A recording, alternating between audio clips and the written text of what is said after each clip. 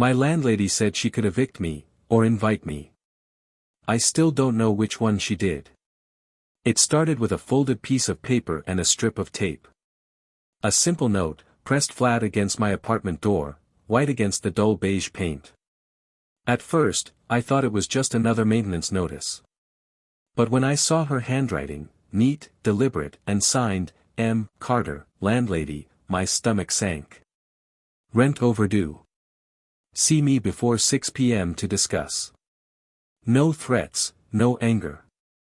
Just a sentence that felt heavier than it looked. The hallway was quiet that afternoon. Golden light poured through the small window at the end of the corridor, dust floating in the air like tiny sparks. I could hear the hum of someone's TV behind another door, a faint echo of laughter, the kind that reminded me life went on for everyone else. For a moment, I just stood there, holding the paper. My mind ran through excuses, some honest, some less so, and none of them felt enough. I hadn't meant to fall behind. One slow month at work had turned into two, and I'd been too embarrassed to ask for time. But embarrassment didn't pay rent. So I took a deep breath and knocked on her door. It opened halfway. She stood there, framed by warm light from inside, Ms. Carter, my landlady. She was probably in her early 40s, with black hair pulled neatly into a low bun, and a calm, almost regal kind of presence.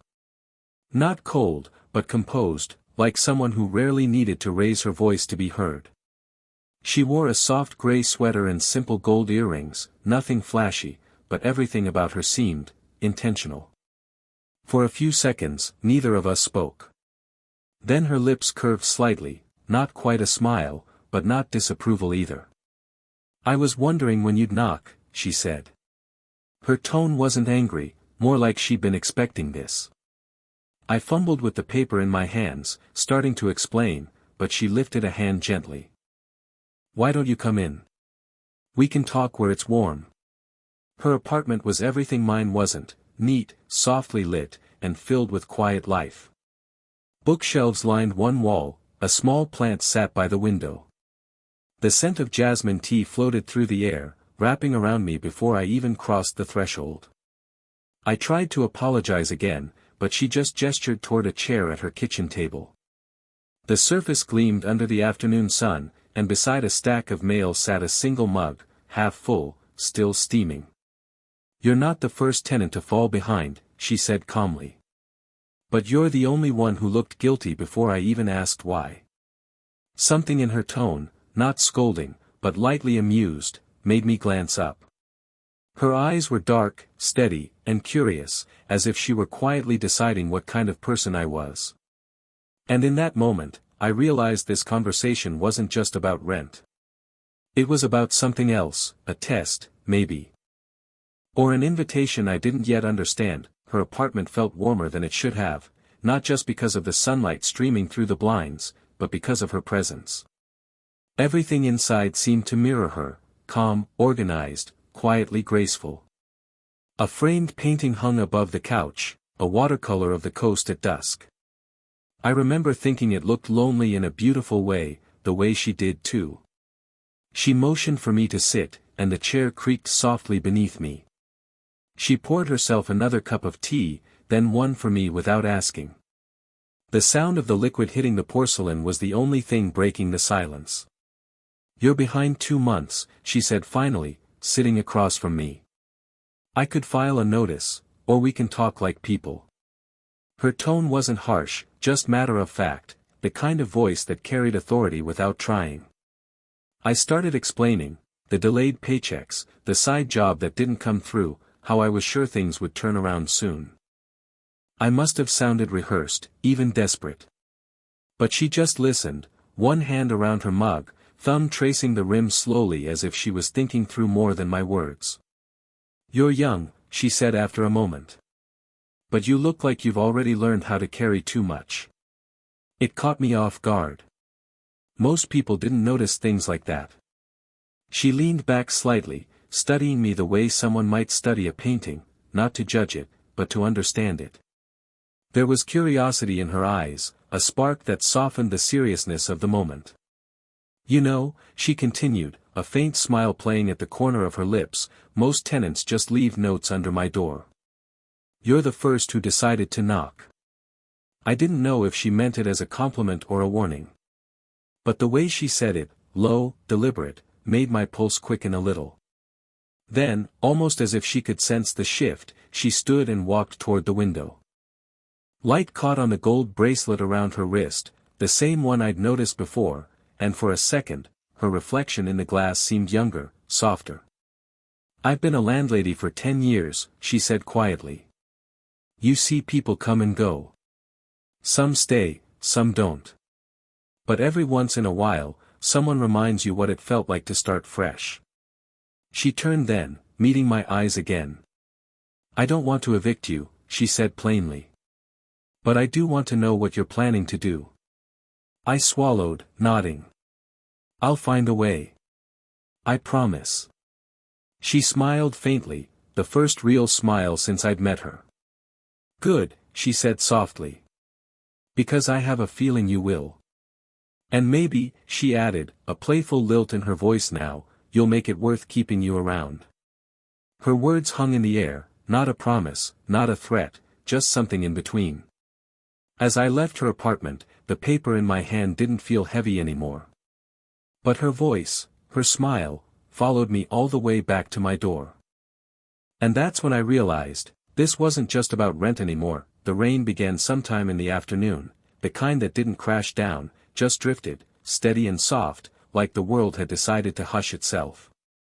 I sat by my window, watching drops race each other down the glass, wondering if I should go downstairs and tell her I had half the rent. Half felt pitiful, but silence felt worse. When I finally gathered the courage, the hallway lights flickered above me, and I could hear faint music from her apartment, a slow jazz tune, mellow and thoughtful.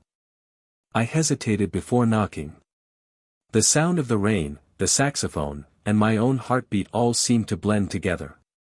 She opened the door wearing a loose cream-colored cardigan, her hair down this time, soft waves brushing her shoulders. Something about seeing her like that, unguarded, at ease, made me stumble over my words. I came to give you part of the rent, I said, holding out the folded bills like an offering. Her eyes moved from my hand to my face. She didn't take the money.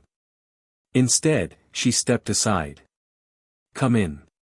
You look soaked. Inside, the lights were dim, the room golden with lamplight. A teapot steamed quietly on the counter. I noticed 2 cups already waiting, as if she'd expected company. You don't have to do this, I said. I just wanted to, sit, she interrupted gently. You'll make me nervous standing there. I obeyed, perching on the edge of the chair. She poured the tea, her movements slow, deliberate. The scent of jasmine filled the air again, the same as before, warm and familiar. So, she said, setting a cup in front of me, tell me what's really going on. I told her everything this time. About the missed shifts. The job I lost. How my father's hospital bills had eaten through my savings. I hadn't said it out loud to anyone before, not even my friends. The words felt heavy leaving my chest, but she didn't interrupt once. When I finally stopped talking, she sat back, eyes thoughtful. Her expression wasn't pity, it was something gentler, more human. You're doing your best, she said quietly. Sometimes that's all anyone can do. Her hand moved slightly, brushing mine as she reached for her cup. It wasn't planned, just an accident of space, but the touch lingered a second too long. My breath caught. The rain tapped steadily against the window, each drop marking the silence that followed. I can wait on the rest, she said finally. Just keep me updated. No more disappearing acts. I nodded, my voice barely steady. Thank you. I'll make it right. She smiled, small, knowing. I think you already are. I left with the same envelope of cash still in my pocket, but the weight on my chest was gone. Somehow, walking back up the stairs, I felt lighter, not because of the tea, or her kindness, but because she'd looked at me the way no one had in a long time. Not like a tenant. Not like a problem. But like someone worth understanding. The rain had passed by the weekend, leaving the world washed clean and bright. The sky was clear, the kind of soft blue that makes you want to open every window. I had just finished taking out the trash when I heard her voice from the porch below. "Hey," she called. "Do you know how to paint?" I turned, surprised to see her standing by the front steps in faded jeans and a loose white shirt, sleeves rolled to her elbows. Her hair was tied back, wisps catching the sunlight. She held a paint roller like it was an extension of her hand. "A little," I said. "Why?" "Because I could use a hand in the guest room. I'm repainting before the next tenant." She paused, giving me a faint smile, "or before I change my mind about having one." There it was again, that line between teasing and truth. I didn't hesitate this time. "I'll help." Inside, she'd moved the furniture against the walls. Drop cloths covered the floor, and the sharp scent of fresh paint filled the air. A window was open, letting sunlight and a light breeze flow through. The whole place felt lighter than I'd ever seen it. She handed me a roller and pointed to the opposite wall. "Try not to make a mess," she said, though her tone made it sound like she wouldn't really mind if I did. For a while, we painted in comfortable silence, the rhythmic sound of rollers moving, the occasional clink of metal against the paint tray. Every now and then, she hummed quietly to herself, a low, tuneless melody that somehow fit the moment. After a while, she asked, "Why did you move here, really?" I told her the truth, about wanting a quiet place, about needing to prove to myself I could start over. She listened, nodding, her eyes soft. Then she told me about her own start, how she bought the building after her divorce, how she'd learned to fix things herself, how solitude had become both comfort and habit. There was no sadness in her voice, just honesty. When I turned to answer, I noticed a streak of white paint across her cheek. I couldn't help but smile. "You missed a spot," I said, motioning to my own face. She looked puzzled, then laughed, a light, unguarded laugh that filled the room. "Oh, great," she said, "now I look like the walls." I reached for a rag on the ladder, but she stopped me with a hand lightly on my wrist. "I've got it," she said, smiling, and wiped it with her thumb, only to realize too late she'd smeared paint on herself again. We both laughed this time, the sound easy and warm. For a second, our eyes met, longer than before. The laughter faded, but the warmth stayed. The breeze lifted the curtains, brushing them against her shoulder. The light painted gold over her hair. "You're good company," she said softly. "Better than I expected." And before I could respond, she turned back to the wall, her voice lighter now. "Don't get used to it." But I already was. Twilight settled over the building like a soft blanket. The day's heat faded, leaving the air cool and still. From my window, I could see her porch light flicker on, a soft amber glow that cut through the dusk. I'd helped her move the paint cans earlier, and she'd mentioned having a glass of wine to celebrate finishing a wall. I wasn't sure if it was an invitation or a passing comment. But I went anyway. When she opened the door, she didn't seem surprised. "You showed up," she said simply, stepping aside. Her voice was calm, but her eyes carried something else, a quiet curiosity, like she'd been waiting to see if I'd actually come.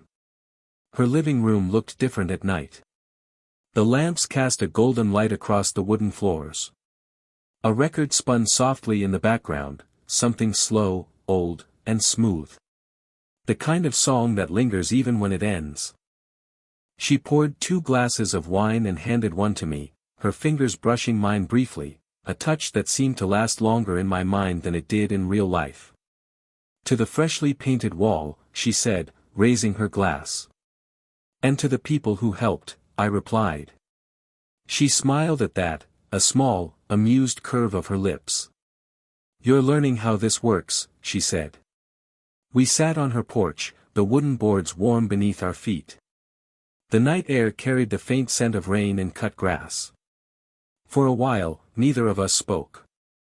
It wasn't an awkward silence, more like the kind that feels earned, comfortable.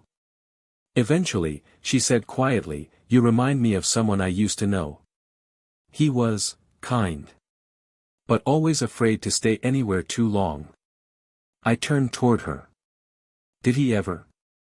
She looked down into her glass. "No. That was the problem." Something in her tone, the way her voice softened on that last word, made me want to reach across the space between us. But I didn't. Instead, I asked, "Do you ever wish you'd stopped him?" She laughed gently, though it didn't reach her eyes. I think we both stopped ourselves. The record inside ended with a faint crackle, and the silence that followed felt heavier. She set her glass down, resting her hands on the armrest. I noticed the way her thumb moved slowly, nervously, tracing the edge of the wood. When I reached to pick up her empty glass, our hands met. Neither of us moved. It was nothing, a touch, brief and quiet, but it carried every unspoken thing between us. Her eyes lifted to mine, and for a second, the line between landlady and tenant, between woman and man, blurred completely. Then she drew back slightly, her voice low. "We should probably call it a night." "Yeah," I said, though neither of us stood up right away. The porch light hummed above us, the world holding still for just one heartbeat longer, before the distance returned, fragile but real. As I walked back upstairs, I realized something had shifted, not broken, not spoken, just changed. The line was still there. But now we both knew exactly where it was. The storm rolled in without warning. One minute the evening was calm, the next, thunder rumbled across the sky like distant drums. Rain hit the windows in sudden, heavy sheets, blurring the streetlights into soft halos. I'd been halfway through reheating leftovers when the lights flickered once, twice, then went out completely. The silence that followed was sharp. No hum of the refrigerator, no low buzz of the ceiling light. Just rain, wind, and darkness. A moment later, a soft knock echoed through the hallway. When I opened my door, she stood there, Miss Carter, holding a small flashlight that cast a warm circle of light across her face. Her hair was slightly damp, strands clinging to her cheek. "Power's out," she said with a faint smile. "I thought I heard you moving around. You okay up here?" I nodded. "Yeah, just dinner plans ruined." "Come downstairs," she said. "I've got candles. And real food." It wasn't really a request. And I didn't hesitate. Her apartment smelled like rain and cinnamon. She'd lit candles everywhere, their glow flickering across the shelves and walls. The soft crackle of thunder filled the pauses between our voices. She'd made soup, simple, but warm, and insisted I eat while she poured wine into two mismatched glasses. "Romantic lighting," I joked, trying to lighten the air. "Careful," she said, smirking. "Flattery might get you lower rent." We laughed quietly, but something about the way she looked at me afterward, a mix of humor and hesitation, felt different. The storm outside was loud, but the silence between us was louder. After dinner, we sat on the couch, candles flickering beside us. The power still hadn't returned, and every now and then lightning would flash, illuminating her face for a heartbeat, soft, calm, thoughtful. "I almost evicted you," she said suddenly. I looked up. "Yeah, I remember." She turned toward me, her voice quiet. "Not because of the rent. Because I could feel this." She paused, struggling for words. "Pull. And I didn't want to deal with it." Her honesty hit me harder than I expected. "Then why didn't you?" She smiled faintly. "Because you knocked on my door instead of hiding behind it." Thunder rolled again, closer this time. The candlelight trembled. She was sitting close now, not quite touching, but near enough that I could feel the faint warmth of her shoulder through the space between us. When the lightning flashed again, her eyes found mine. For a moment, neither of us looked away. The air felt charged, not with storm energy, but something gentler, more dangerous. Then, as the thunder faded, she leaned back, breaking the spell with a small breath. "You should probably head upstairs soon," she said softly. "Before the rain floods the whole street." But she didn't move. And neither did I. We just sat there, two people, lit by candlelight and uncertainty, listening to the storm beat against the windows. For the first time, it didn't feel like she was my landlady, or I was her tenant. It just felt like we were both waiting for the same thing, something unnamed, and almost here. Morning came slow and gentle, like the world was still catching its breath after the storm. The air smelled of wet leaves and clean pavement. Sunlight filtered through the curtains in long, golden stripes, touching everything it reached. I woke to the faint sound of footsteps downstairs, her footsteps. I'd fallen asleep on the couch after the power went out. She'd let me stay when the rain grew too heavy to leave. A blanket was draped over me, light but warm. For a few seconds, I stayed still, listening. The clink of dishes. The low hum of her voice. She was humming again, the same quiet melody I'd heard while painting the room. It felt like peace. When I finally stood and made my way to the kitchen, she was already there, hair loosely tied, sleeves rolled up, barefoot on the tile floor. The window above the sink glowed with morning light, outlining her in soft gold. "You're awake," she said without turning around. "Coffee's ready." "I wasn't sure how you take it." "However you do," I said. She smiled faintly, handing me a mug. Her fingers brushed mine, that small, familiar current passing between us again. But today, it didn't feel uncertain. Just real. For a while, we just stood there, sipping quietly. Outside, the world sparkled, raindrops still clinging to the leaves, sunlight turning them into little mirrors. "The storm didn't do much damage," she said. "A few leaks, maybe." "Could have been worse," I replied. "Could have been quieter," she added, glancing at me, that teasing note back in her voice. I laughed, setting my cup down. "I guess you're stuck with me now." She tilted her head, eyes soft but steady. "Maybe I don't mind that." Something in her tone, calm, deliberate, made me meet her gaze fully. There was no tension now, no line to pretend we didn't see. Just two people who had spent enough nights waiting for something simple, to be understood. I took a small step closer, then another. She didn't move back. "You said once," I began slowly, "that you could evict me, or invite me." Her lips curved, the faintest smile playing there. "I remember." "So," I said, voice quieter now, "invite me, then." The silence that followed was soft but full, like the space right before music starts. She reached out and touched my arm, her fingers gentle but sure. "Come in," she whispered. And though I was already standing in her kitchen, we both knew what she meant. The light outside grew brighter. Somewhere in the building, a door closed softly, another tenant starting their day. But in that moment, it felt like time had slowed just for us. Her hand stayed on my arm, steady, warm. "Breakfast first," she said with a quiet laugh. "That sounds perfect," I answered. And it was, not dramatic, not rushed, just the kind of beginning that happens quietly, after a long wait, when two people finally stop pretending they're strangers.